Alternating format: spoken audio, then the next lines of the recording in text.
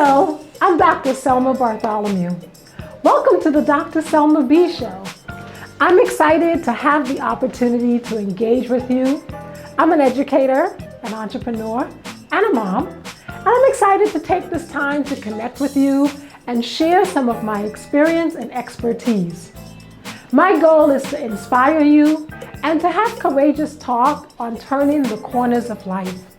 That means we get to explore a range of topics in life, ranging from education, parenting, leadership, community, and other zippy topics.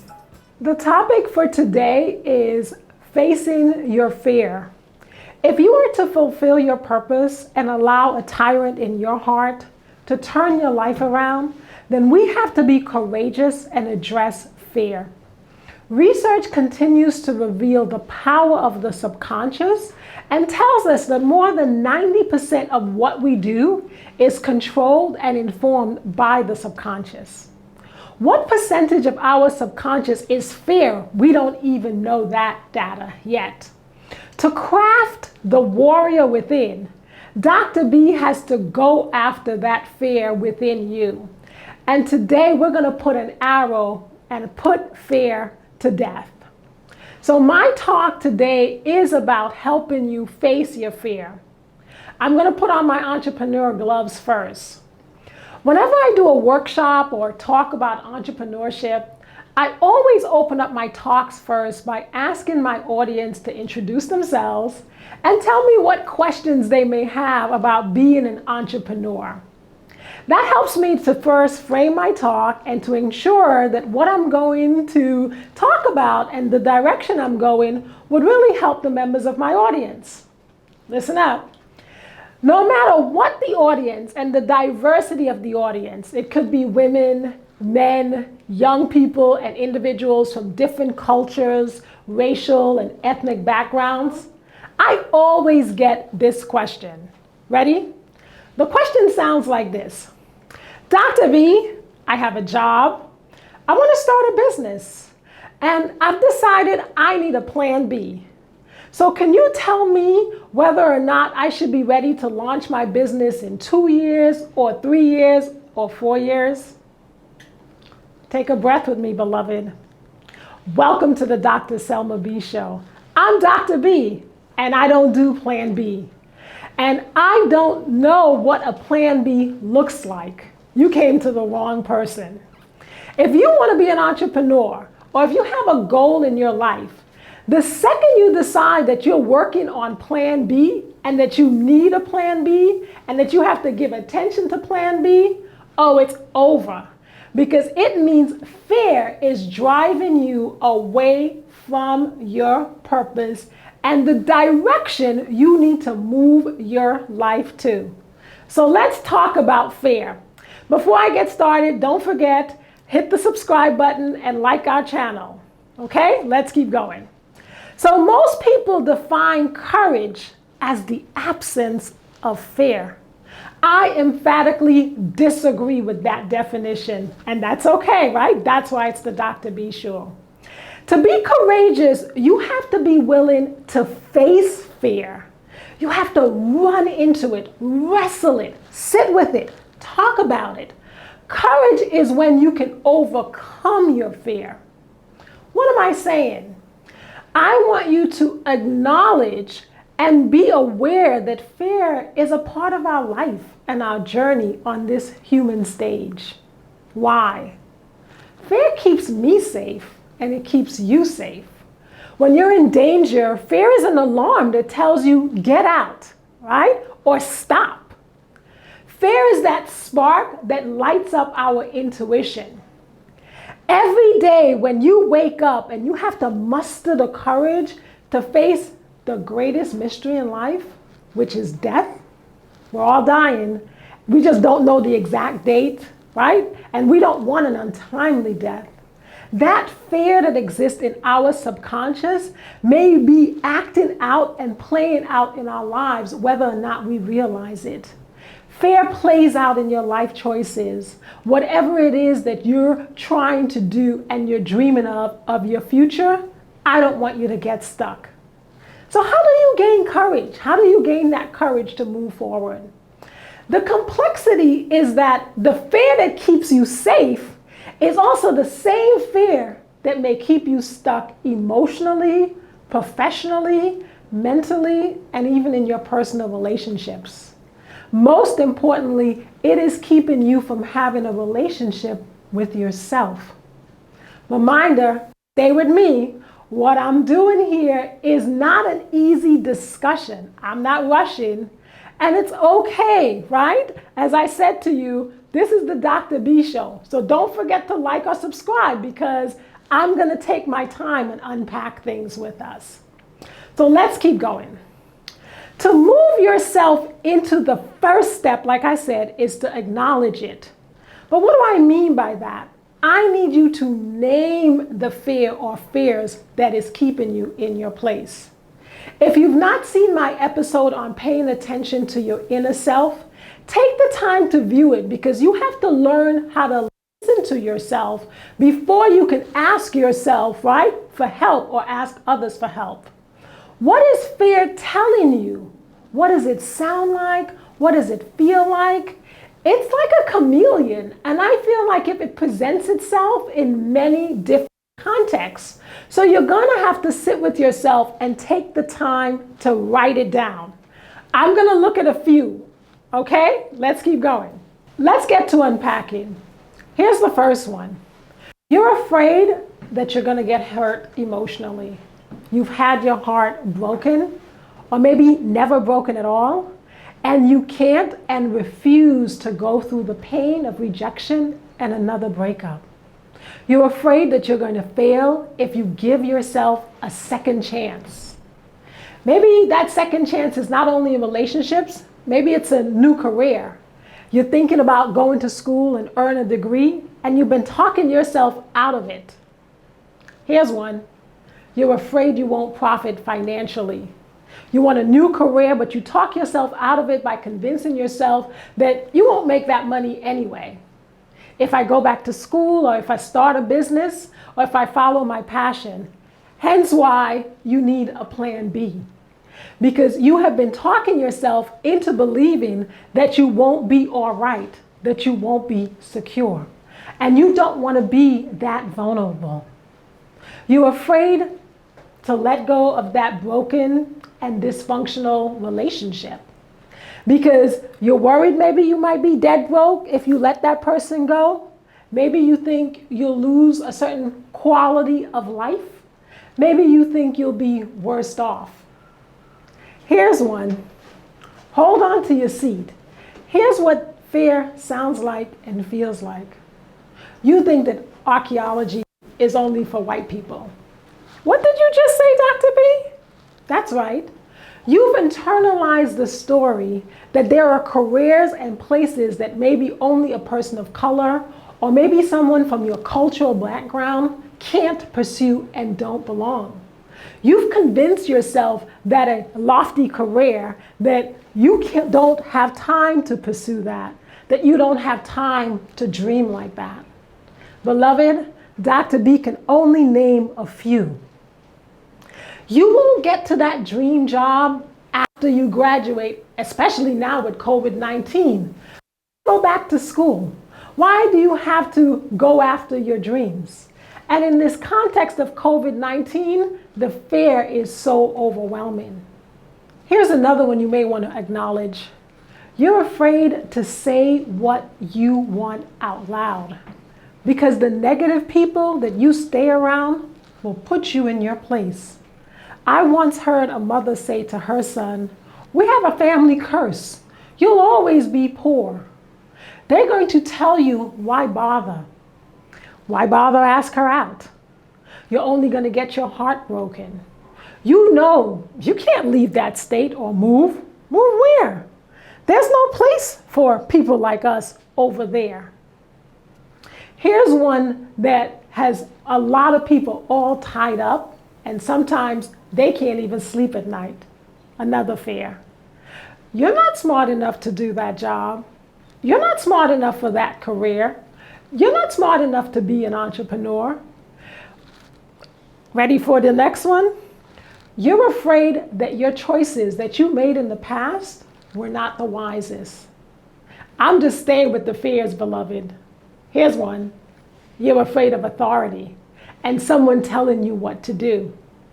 You're afraid that maybe you don't have the skills and you don't believe that you can figure it out. It's too complicated. You're afraid that you'll quit because you've had countless false starts.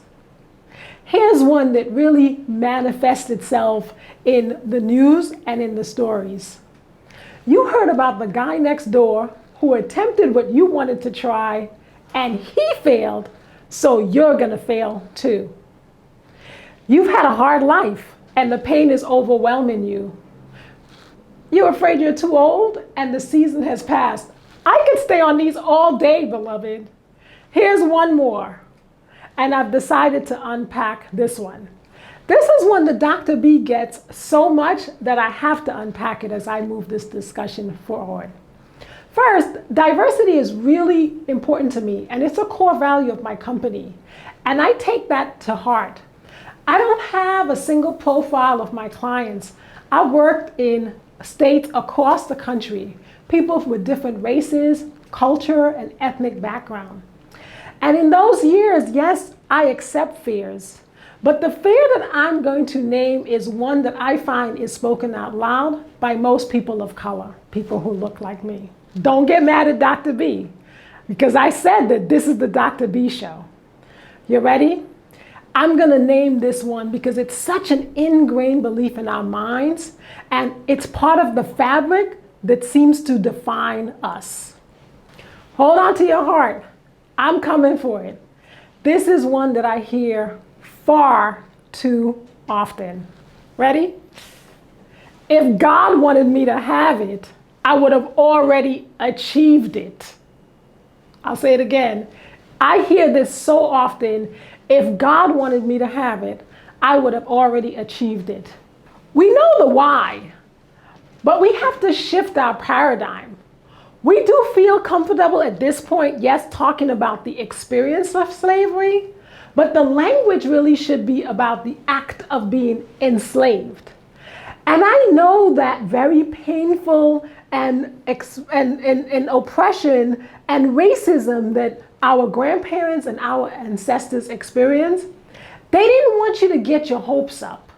Therefore, the mantra of wait on the Lord is something that helped us to kind of keep our eyes on the prize. But we can let this go now. And this ingrained belief modifies our actions and our willingness to take risks. What exactly are you waiting for? I want you to get a mirror and take a look at yourself and say, you are awesome.